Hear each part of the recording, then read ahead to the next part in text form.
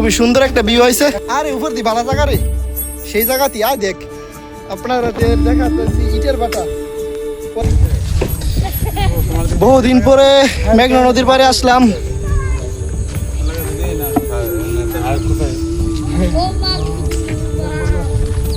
আমাদের সাদিকপুরে ইটের বাটা এবং একটা মেঘনা নদী, আর এটা আমাদের গ্রাম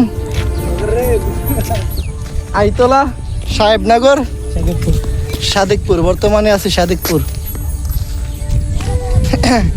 গ্রামের রাস্তা খুবই ভালো লাগে বিকেলবেলা হাঁটাহাঁটি করতে।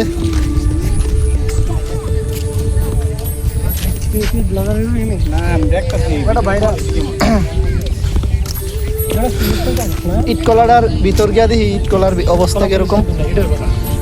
ইটের বাটা, সরি। আগে তো ইটের বাটার মধ্যে আইসা অনেক সময় কাটাতাম। হ্যাঁ, এর মধ্যে ক্রিকেট খেলতাম, ফুটবল খেলতাম। চলেন দেখা যাক। ওকে, চলে আসলাম ইটের বাটাই। দেখা যাক, ইটের বাটায় চলে আসলাম। আমি ছবি ধরল না, ছবি ধরল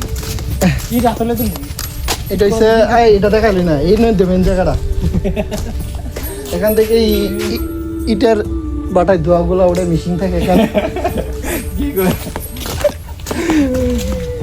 এই যে যেদিকে তাকাই চারদিকে শুধু ইট আর ইট। কারো ইট লাগলে আমাদের সাথে যোগাযোগ করবেন। টাকা পাঠাই দিবেন বিকাশে, আর ইট পৌঁছাই দিব, সমস্যা নেই। এই যে রে মেঘনা নদীর পারে আমাদের যমুনা, মেঘনা নদীর পারে যমুনা ইটের বাটা। এটা কেমন হইলো বুঝলাম না। আমরা মেঘনা নদীর পারে ইটের বাটার নাম যমুনা। যমুনা ইটের নাম যমুনা করে মেঘনা নদীর পারে যমুনা হইলো ইটের বাটা। ইটের নাম মেঘনা উচিত ছিল। ভিতরে দেখি বর্ষা, প্রায় বর্ষার মৌসুম চলতেছে।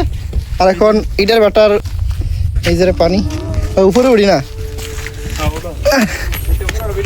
এটাই তো। আরে উপর দি ভালো জায়গা রে, সেই জায়গাতে আয় দেখ আপনাদের দেখাচ্ছি ইটের বাটা পরিত্যক্ত অবস্থায় আছে। বর্ষার মৌসুম শেষ হলে আবার চালু হবে। এখানে ইটগুলা পুরা দেওয়া হয়। এই যে অসাধারণ অসাধারণ ভিউ। এই যে খুবই সুন্দর একটা ভিউ হয়েছে। অসাধারণ অসাধারণ অসাধারণ। প্রায় 1 বছর পর এখানে আসলাম।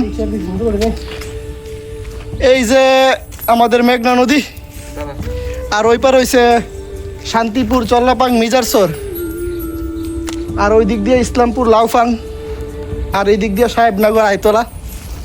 এটাই হলো আমাদের এলাকা, পুরাটা এলাকা। এই যে রে, এই যে রে, এই যে রে। ওকে, গ্রামের এই সৌন্দর্যগুলো ভালো লাগলে অবশ্যই আমার চ্যানেলটি সাবস্ক্রাইব দিয়ে পাশে থাকবেন। ওকে, টাটা, বাই বাই।